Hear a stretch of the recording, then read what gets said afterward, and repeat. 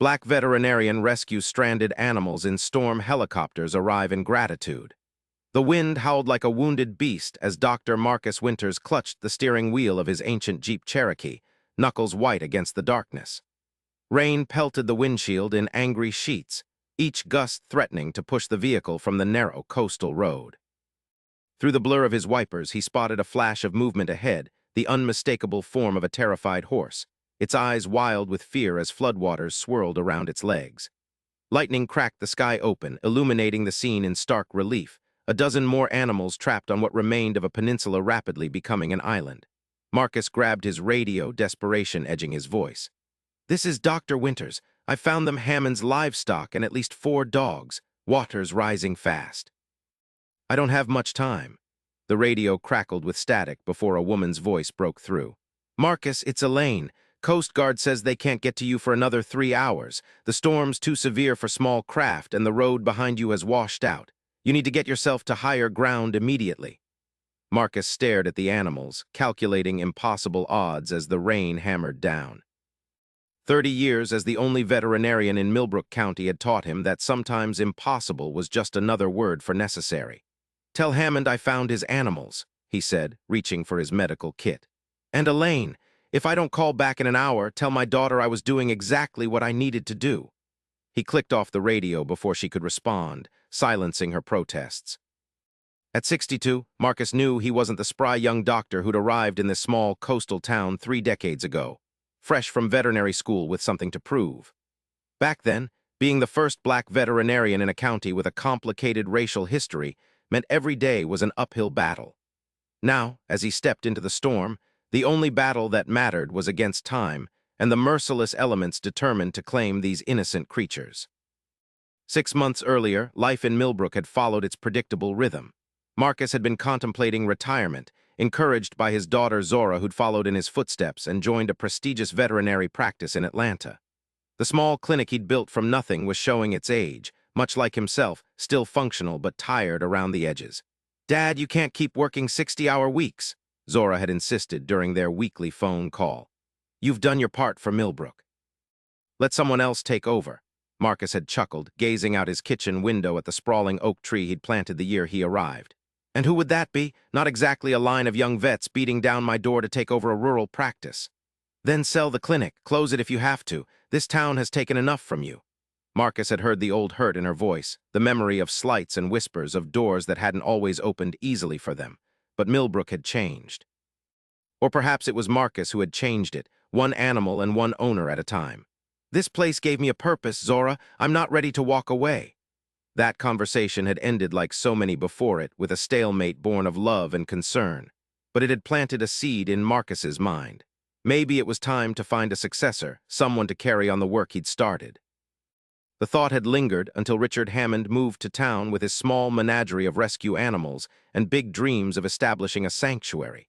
Hammond was different from the longtime residents, a wealthy tech executive who'd cashed out early and decided to devote his second act to animal welfare. His arrival had stirred mixed reactions in Millbrook. Some welcomed the economic boost, others resented the outsider with his progressive ideas and apparent wealth. Marcus had been cautiously optimistic, especially when Hammond had sought him out specifically. "Dr. Winters," Hammond had said during their first meeting, "your reputation extends far beyond this county. I've heard about your work with rescue animals, your rehabilitation programs. I'm hoping we might collaborate." That tentative alliance had grown over months, with Marcus providing veterinary care for Hammond's expanding sanctuary. Then came rumors that Hammond was considering funding a state-of-the-art veterinary hospital that would serve the entire region, with Marcus as its head. It would secure his legacy, provide care for animals who needed it, and finally allow him to train young veterinarians who might eventually take his place. But not everyone in Millbrook was pleased. Clayton Beaumont, whose family had owned the largest farm in the county for generations, viewed Hammond's sanctuary as a threat. The Beaumonts had a complicated history with Marcus. Clayton's father had been among those most resistant to a black veterinarian 3 decades earlier. While Clayton himself maintained a cold civility, the old tensions simmered beneath the surface. "That city slicker's turning good farmland into a petting zoo," Clayton had complained loudly at the town council meeting last month. "And now he wants to build some fancy animal hospital. What's next? Telling us how to run our farms." The tension had been building when news of the approaching hurricane had forced everyone's attention elsewhere. As warnings grew more serious, most residents evacuated inland. Hammond had been frantically trying to arrange transport for his animals when a fallen tree had blocked the sanctuary's access road. He'd gone for help, leaving the animals temporarily secured, only to be cut off by rapidly rising floodwaters. Which was how Marcus, who had stayed behind to help with evacuations, found himself wading through knee-deep water in the worst storm in 50 years, determined to save animals that many in town saw as a rich man's folly. The first dog, a border collie mixed with one ear, whimpered as Marcus approached. Years of handling frightened animals guided his movements. Slow, deliberate voice a steady murmur beneath the storm's rage. "Easy there. I'm not leaving you behind." One by one, he secured the dogs with makeshift leashes and led them to his jeep, converting the back into a cramped shelter. The livestock presented a greater challenge. The horses and goats were huddled on a rapidly shrinking patch of high ground, water now reaching their knees. Marcus knew the jeep couldn't accommodate them all. They needed higher ground and fast. Memory served where panic might have clouded his thinking.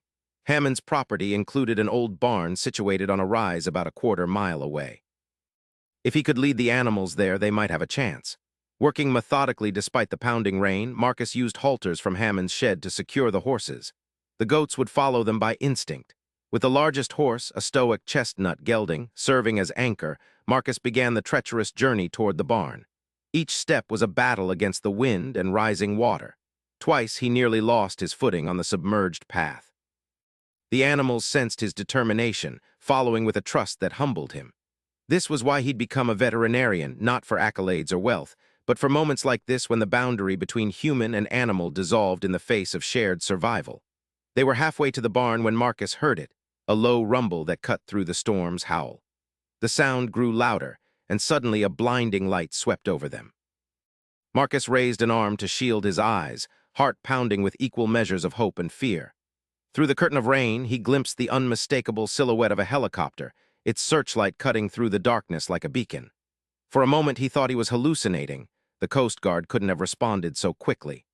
But as the aircraft hovered lower, he recognized the distinctive blue stripe of MedEvac Air, the private emergency service based in the neighboring county. Someone had sent help not for him, but for the animals he was determined to save.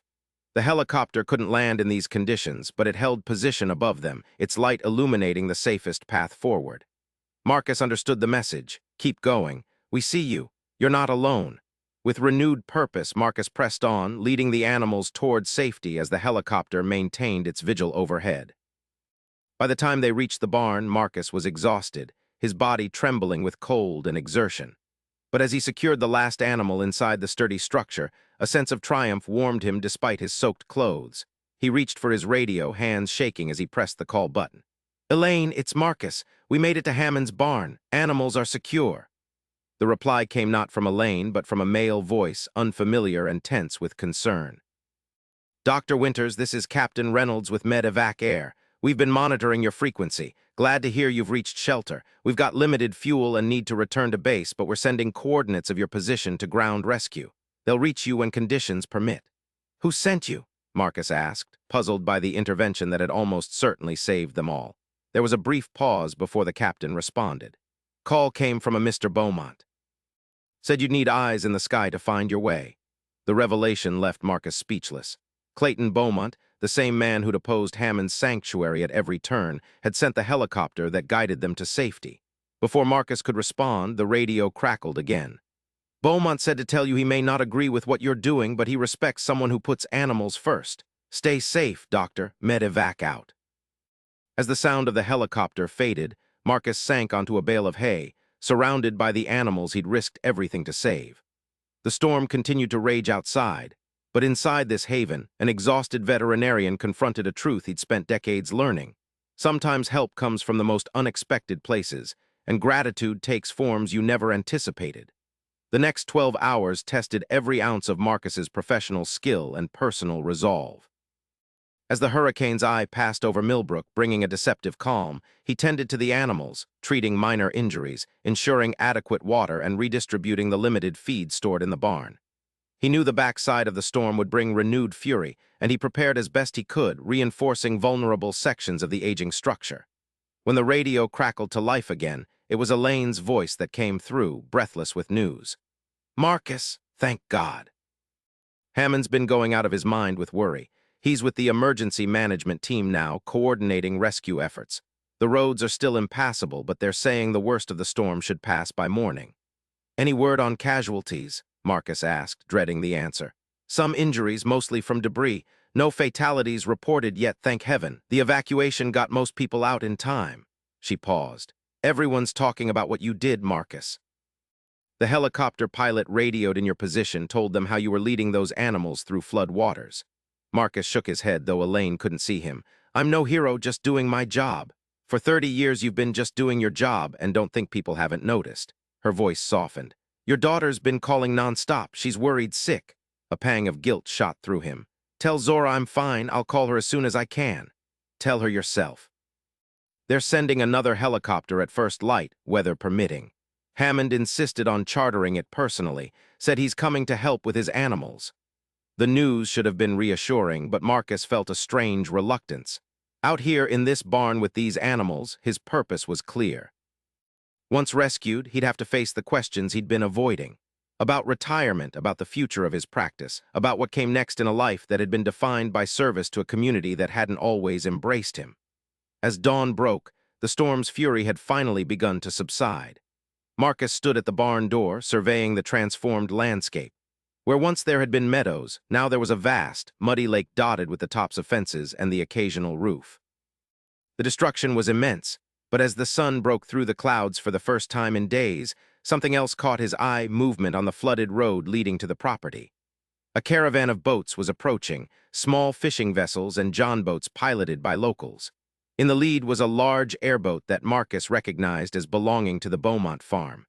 Clayton himself stood at the controls, expertly navigating the flooded terrain. As they drew closer, Marcus stepped out of the barn, waving to draw their attention. The airboat changed course, heading directly for him, while the other vessels spread out to assess the damage to Hammond's property. Clayton cut the engine as they neared the barn, allowing the airboat to glide the remaining distance. His weathered face was unreadable as he regarded the veterinarian and the animals visible behind him. "Didn't expect to find you all in one piece," Clayton said by way of greeting. "Thought for sure we'd be pulling you out of the water." Marcus straightened, professional pride momentarily overriding exhaustion. "These animals were my responsibility. I wasn't about to let them down." Clayton stepped from the boat onto soggy ground. "Hammond's been raising hell with the emergency services. Got himself a helicopter coming, but we figured we'd get here first. Some of us still know this land better than any fancy GPS." There was something different in Clayton's tone, not the usual barely concealed resentment, but something closer to grudging respect. Marcus decided to address the elephant in the room. "The MedEvac pilot said you called them, sent them to find me." Clayton looked away, suddenly interested in securing the airboat's mooring. "Wasn't nothing. They were already up looking for stranded folks." "They saved our lives," Marcus persisted. "That light guided us through the worst of it." Clayton finally met his gaze. "My daddy might not have had much use for you, Dr. Winters, but even he admitted you were the best vet this county ever had. When Hammond called looking for help, said you'd gone after his animals alone." He shrugged. "Figured 30 years of service earned you at least a spotlight." Before Marcus could respond, the distinctive thrum of helicopter blades cut through the morning air. Both men looked up to see a sleek private helicopter approaching, Hammond tech emblazoned on its side. "Your cavalry's arrived," Clayton remarked dryly. The helicopter set down in a clearing beyond the barn, its downdraft creating ripples across the floodwaters. Richard Hammond emerged, followed by a young woman whose determined stride Marcus would have recognized anywhere. Zora had somehow convinced Hammond to bring her along. The reunion that followed was a blur of embraces and introductions. Zora alternated between scolding her father for his recklessness and examining each animal with professional thoroughness. Hammond was effusive in his gratitude, shaking Marcus's hand repeatedly while documenting the condition of his rescued animals. "I don't know how to thank you," Hammond said, voice thick with emotion. "When I couldn't get back to them, I couldn't bear the thought of them suffering because of my decision to stay." "They're all safe," Marcus assured him. "A little traumatized, but nothing that won't heal." Hammond turned to Clayton, extending his hand. "Mr. Beaumont, I understand you organized this morning's rescue party. I'm grateful for your assistance." Clayton hesitated before accepting the handshake. "Neighbors help neighbors in times like these, even new neighbors." It was a small concession, but in that moment, standing amid the aftermath of disaster, it felt like the first thaw after a long winter. As the other boats arrived, bringing volunteers from across the county, Marcus found himself watching the unlikely collaboration unfolding before him.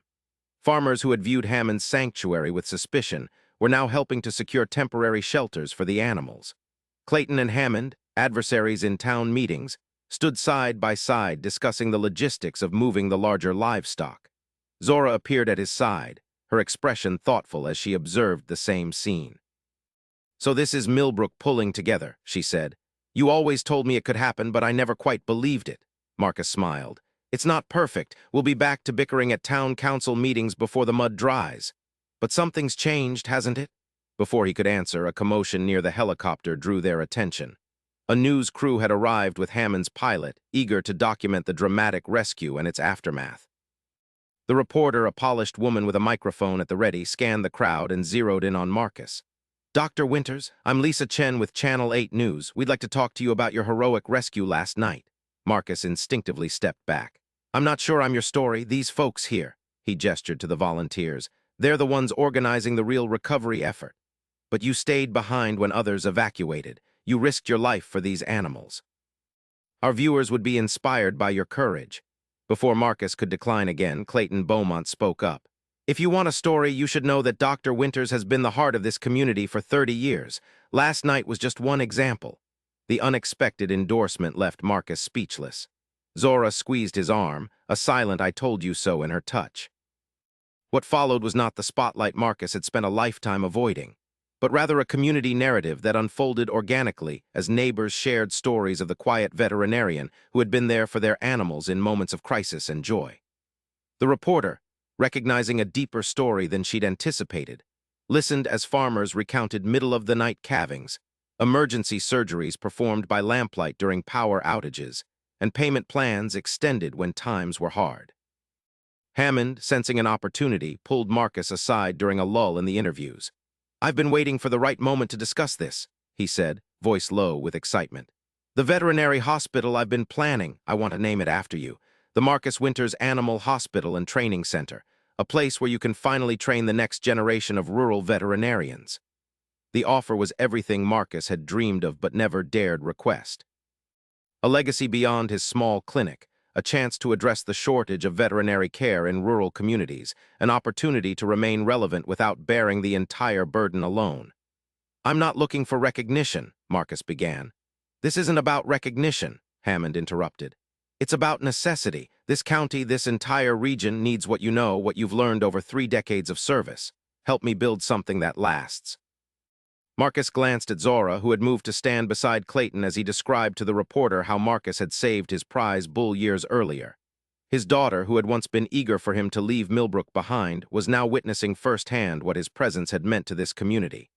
"I'll need to think about it," Marcus said finally. "But I'm interested." Hammond beamed.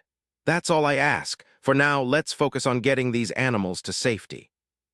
As the day progressed and the logistics of evacuation took shape, Marcus found moments to connect with each person who had come to help, from old-timers who remembered his first days in Millbrook to newcomers who knew him only by reputation. Each conversation reinforced what the storm had revealed, that somewhere along the way, without fanfare or declaration, he had become essential to the fabric of this place. By late afternoon, the evacuation was complete. The animals had been transported to temporary shelters on higher ground, and most of the volunteers had departed to address damage to their own properties. Marcus stood with Zora, Hammond, and Clayton beside the helicopter that would take them back to the Emergency Operations Center. "You're coming back, aren't you?" Clayton asked, the question direct in a way their interactions rarely were. "After all this is cleaned up, you're not thinking of retiring now?" Marcus looked at his daughter, whose expression had softened since their arrival.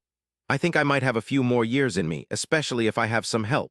Zora raised an eyebrow. "Are you offering me a job, Dad? More like a partnership. This place could use some new ideas alongside the old experience." Hammond clapped his hands together. "Perfect. A father-daughter practice as the foundation for the new center. We'll start planning as soon as the emergency phase is over." As they boarded the helicopter, Marcus took one last look at the barn that had sheltered them through the worst of the storm.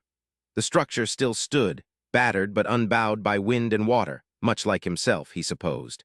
The thought brought a smile to his face as the helicopter lifted off, carrying him toward whatever came next. 3 months later, the scars of the hurricane were still visible across Millbrook County, but signs of recovery were everywhere. Hammond's animal sanctuary had been rebuilt with improvements designed to weather future storms. Marcus's clinic, which had suffered only minor damage, was busier than ever as he divided his time between routine care and helping to design the new veterinary hospital. The groundbreaking ceremony had drawn a crowd that surprised even Marcus, farmers and townspeople who had put aside old differences to celebrate something that would benefit them all. Clayton Beaumont had attended, standing quietly at the back until the formal speeches ended. Afterward, he had approached Marcus with a proposal of his own. "My grandson's interested in veterinary medicine," he said without preamble. "Boy's been following me around the farm since he could walk, always had a way with animals. I'm wondering if you might let him shadow you sometime, get a feel for what the work is really like." The request represented everything Marcus had hoped to accomplish, a bridge between past and future, a chance to share knowledge across the boundaries that had once seemed insurmountable. "I'd be honored," he'd replied, and meant it. Now, standing beside Zora as they examined blueprints for the new facility, Marcus felt a contentment he hadn't expected to find in Millbrook.